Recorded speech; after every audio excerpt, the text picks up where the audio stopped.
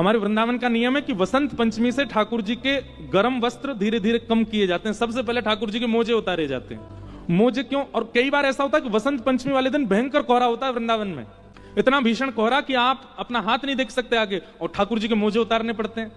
तो एक बार मैंने हमारे ब्रज के एक रसिक थे, उनसे कहा कि ठाकुर जी के मोजे क्यों उतार रहे हैं? इतनी तो ठंड पड़ रही है, बाहर गलन हो रही है, इतनी शीतलता हो रही है, ठाकुर जी के मोजे क्यों उतारते हैं वसंत पंचमी को?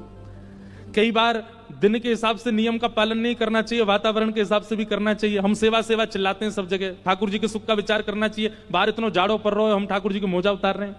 तो मुस्कुरा के बहुत अच्छी बात बोली, बोले देखो वसंत पंचमी पर मोजा इसलिए उतारे जाते हैं कि जब मोजा उतरेंगे तो ठाकुर जी को ठंड लगेगी, और जब ठाकुर जी को ठंड लगेगी तभी ठाकुर जी ऋतुओं से कहेंगे हाँ भाई जल्दी चलो, अब हमको जाड़ा लग रहा है, अब जल्दी गर्मी लाने प्रारंभ करो। ठाकुर जी को मोजे पहना के रखेंगे तो ठाकुर जी कहेंगे बढ़िया है, क्या हमको सर्दी तो लग नहीं रही, बढ़िया जाड़ा ही रहने दो। इसलिए वसंत पंचमी पे मोजे उतारे जाते हैं ताकि ठाकुर जी ही ऋतुओं को आज्ञा करें कि अब बढ़ो आगे, अब ग्रीष्म आने दो। पहला बात। अब ये तो थी सामाजिक स्तर की बात, सबको बताने वाली बात, पर एक गोपनीय रहस्य भी है, बता दें। हमारे वृंदावन में वसंत पंचमी से होली प्रारंभ हो जाती है। कल से रंग प्रारंभ हो जाएगा, 40 दिन तक होली चलेगी वृंदावन में। कल पहला गुलाल लगेगा ठाकुर जी को।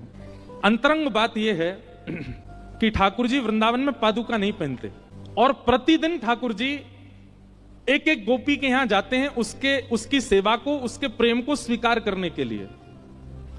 तो ठाकुर जी पादुका नहीं पहनते हैं, तो ब्रज की लीला में ब्रज की जितनी भी गोपियां श्री राधा रानी हैं वो ठाकुर जी के चरण चिन्ह देख लेती हैं कि आज ठाकुर जी कहां गए, और पीछे पीछे चरण चिन्हों के पीछे पीछे चलते चलते उस गोपी के यहां पहुंच जाते हैं जिसके यहां ठाकुर जी बैठे होते हैं, और वहां जाकर के सब सखियां खड़ी हो जाती, अच्छा तो आज यहां पे आनंद हो रहा है। फिर ठाकुर जी बड़े संकोच में आ जाते हैं। लेकिन जैसे सर्दी आती है ना, सर्दी में ठाकुर जी पहन लेते हैं मोजा, मोजा पहनते ही ठाकुर जी के चरण चिन्ह नहीं दिखते, सब गोपियां ढूंढती रह जाती हैं, ठाकुर जी मिलते ही नहीं है, कहां चले गए। तो जैसे ही होली आती है तो किशोरी जी चरण से मोजा उतरवाती हैं, बोले अब तो होली आ गई, अभी तक तो जाड़ा था उसका बहाना था, पर अब होली पे तो ये विशेष कृपा करेंगे गोपियों पर, ग्वालों पर, सखियों पर, इनके मोजा उतारो, कल से ये कहां कहां जाएंगे हमको सब खबर होनी चाहिए, और वहां जाके क्या पा रहे हैं, क्या कर रहे हैं, कैसे नाच रहे हैं। इसलिए किशोरी जी हट बट के ठाकुर जी के मोजा उतरवाती हैं ताकि इनके चरण चिन्ह हमको दिख सके ये कहां गए हैं। ये हमारी निवृत्त निकुंज की लीला है। देखो वृंदावन कुंज निकुंज निवृत्त निकुंज, कुंज सबको बताया जाता है, निकुंज प्रेमियों को बताया जाता है, और निवृत्त निकुंज केवल रसिकों को बताया जाता है। अब हमने यहां निवृत्त निकुंज बता दिया, उन्हीं को ही समझ में आया होगा जो रसिक होंगे। ताली आप सब बजा लो, पर समझ में उन्हीं को आई होगी ये बात जो रसिक होंगे, जिनके चित्त में रसिक भाव होगा उन्हीं को ही पता होगा। इसलिए ठाकुर जी को मोजे उतरते हैं। अब ये मोजा उतरना, मोजा पहनाना, अब संसारी लोगों को लगेगा ये क्या पागलपना है, ठाकुर जी को मोजा पहना रहे हैं, ठाकुर जी को मोजा उतार रहे हैं। पूजा वालों के लिए ये कुछ भी हो सकता है, पर भक्ति वालों के लिए ये सेवा है, और सेवा की प्रधानता है। हमारे वृंदावन चंद पूजा नहीं कराते, सेवा कराते हैं। सेवा प्रधान है। सेवा में अपना सुख विचार नहीं किया जाता, ठाकुर जी का सुख विचार किया जाता है। जिसमें ठाकुर जी को प्रियता लगे हम वो करें।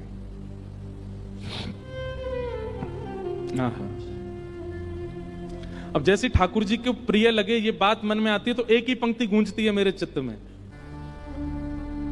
जिन भेषा मेरो सावरो रीझे, जिन भेषा मेरो सावरो रीझे। हम गाएंगे नहीं, बस ऐसे दोहरा दो हमारे साथ। जिन भेषा मेरो गिरधर रीझे, जिन भेषा मेरो गिरधर रीझे, सो ही भेष धरूंगी हो मैं तो, सो ही भेष धरूंगी हो। मीराबाई कह रही हैं, अगर कोई कह दे कि सुंदर साड़ी पहनने से ठाकुर जी रीझते हैं तो मीराबाई पहन लेती हैं। उनका अपना श्रृंगार नहीं है, वो धारण करती हैं जिससे ठाकुर जी प्रसन्न हो, वो वैसे रहती हैं जिससे ठाकुर जी को प्रसन्नता हो। कहो तो कुसुमल साड़ी रंगावा, कहो तो कुसुमल साड़ी। और केवल मीराबाई नहीं, हमारे हनुमान जी सिंदूर क्यों लगाते हैं, प्रसिद्ध कथा सबको पता है। एक बार हनुमान जी ने देख लिया कि सीता जी सिंदूर भर रही हैं, पूछ लिया कि आप मांग में सिंदूर क्यों भरती हैं। बोले इसको देख के राम जी प्रसन्न होते हैं, और दूसरी बात इससे ये प्रमाणित होता है कि हम राम जी की हैं। हनुमान जी बोले एक धारा लगाने से इतने प्रसन्न होते हैं और प्रमाणित होता है कि आप राम जी की हो, तो हम तो पूरे अंग पे लगाएंगे। ये हनुमान जी भी गा रहे हैं, कहो तो कुसुमल साड़ी रंगावा, कहो तो कुसुमल साड़ी रंगावा, कहो तो भगवा भेष, कहो तो भगवा भेष। कहो ये क्या है? ये सेवा है, ये पूजा नहीं है, ये सेवा है। और इसी सेवा को क्या कहते हैं? परम धर्म। क्या कहते हैं? परम धर्म। जो सेवा के पथ पर चलने लग जाता है उसकी आत्मा का कल्याण निश्चित है।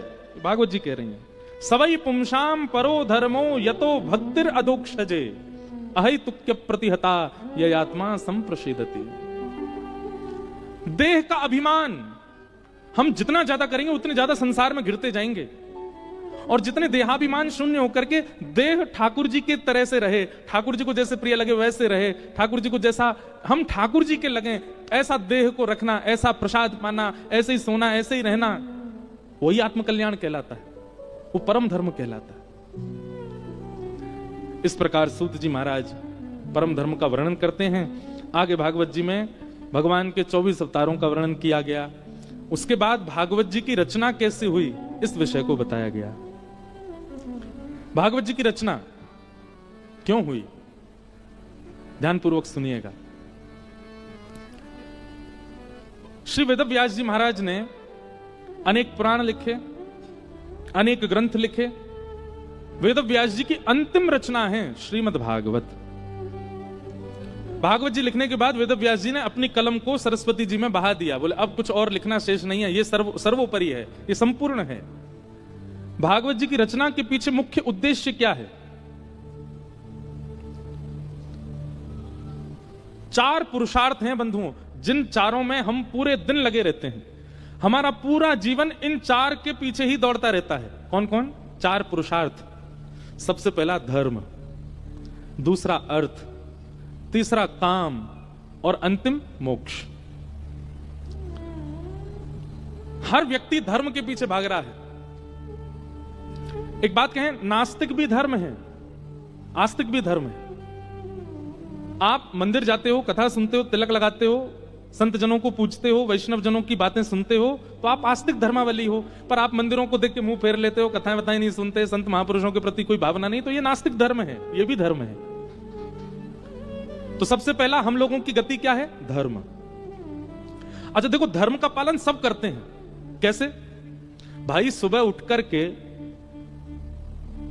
कितना भी अधार्मिक व्यक्ति क्यों ना, उसके मन में भी भावना ये आती है कि अब थोड़ा सा मैं ठीक हो जाऊं, थोड़े बाल वाल ठीक कर लूं, थोड़ा नहा धो लूं, अपना मुख पोंछ लूं, थोड़ी परफ्यूम वगैरह ही लगा लूं, थोड़ा कपड़े अच्छे पहनूं। यह भी तो एक धर्म है। शुद्धता का भले ही तनिक भाव है, पर यह भी तो धर्म कहलाता है। हम कह रहे हैं आप नहाते नहीं हो, आप अच्छे कपड़े भी नहीं पहनते हो, आप शौच क्रिया के लिए जाते हो, वह भी तो धर्म है। ये सब धर्म, आप धर्म से कहां तक बचोगे? तो धर्म के अधीन पूरा विश्व है, सब धर्म का पालन करते हैं। कोई शास्त्रीय धर्मों का पालन करते हैं और कोई अशास्त्रीय केवल जीवन धर्म का पालन करते हैं। धर्म का पालन सब करते हैं। अगर इस बात से देखा जाए तो संसार में कोई नास्तिक नहीं है, सब धर्मावली है। धर्म पहला, जैसे मकड़ी जाला होता है ना, ऐसे ही हम मानव भी इन 4 जालों में ही रहते हैं, धर्म अर्थ काम मोक्ष। सबसे पहला धर्म, दूसरा अर्थ। किसी का काम नहीं चलता अर्थ के बिना, सबको चाहिए। चाहे कोई कितना भी बड़ा सन्यासी बन जाए, विरक्त बन जाए, कोई कितना भी बड़ा त्यागी महात्मा बन जाए, पैसा नहीं छूते, चिमटा रखते हैं, उससे उठा के जेब में धर लेते हैं। हाथ से नहीं छूना चाहिए।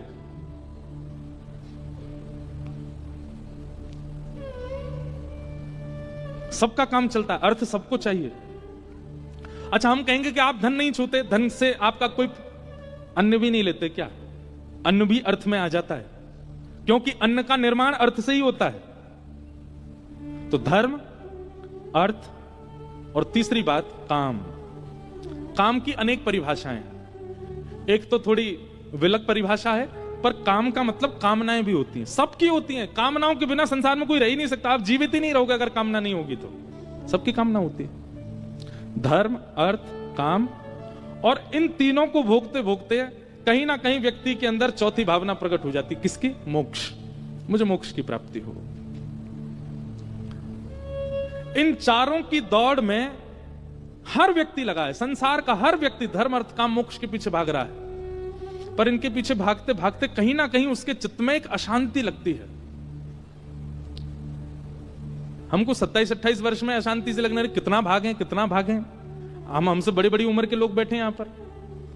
आप लोगों को भी कभी कभी तो लगता होगा यार जीवन क्या है, पर पूरे दिन सुबह उठो, उठ करके ये करो, भागो दौड़ो यहां से वहां, और कर करा के रात में सो जाओ, फिर सुबह से वही क्रम, धर्म अर्थ काम मोक्ष, धर्म अर्थ काम मोक्ष, धर्म अर्थ काम, और अंतिम इच्छा सबकी ये रहती मोक्ष।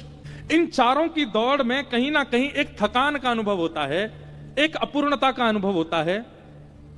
और वो अपूर्णता किस लिए है कि पंचम पुरुषार्थ जो है उस पर किसी की दृष्टि ही नहीं जाती है।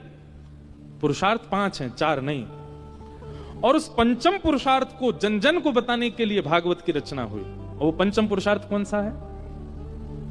प्रेम। क्या है? प्रेम। और अभी द्वारिका में कथा थी तो वहां मैंने कहा था कि जब प्रेम पुरुषार्थ का आप पालन करने लग जाते हो तो धर्म, अर्थ, काम और मोक्ष, ये चारों पुरुषार्थ आपके समाप्त हो जाते हैं। बहुत ध्यानपूर्वक सुनिएगा बात को। जब आप प्रेम के पथ के पथिक हो जाते हो तो कई बार प्रेमी व्यक्ति धर्म का चिंतन नहीं करता, प्रेमी व्यक्ति अर्थ का चिंतन नहीं करता, प्रेमी व्यक्ति की कोई कामना भी नहीं होती, और प्रेमी को मोक्ष की भी इच्छा नहीं होती।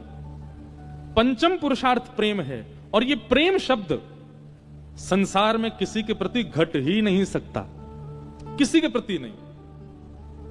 प्रेम के मुख्य अधिकारी केवल श्यामा श्याम, केवल ठाकुर जी हैं। उन्हीं से ही हो सकता है और किसी से नहीं हो सकता। आप कहते हो आप अपनी पत्नी से बहुत प्रेम करते हैं, पत्नी कहे हम अपने पति से बहुत प्रेम करते हैं। ब्याह होने के कुछ दिन पहले तक ही प्रेम बढ़िया लगता है,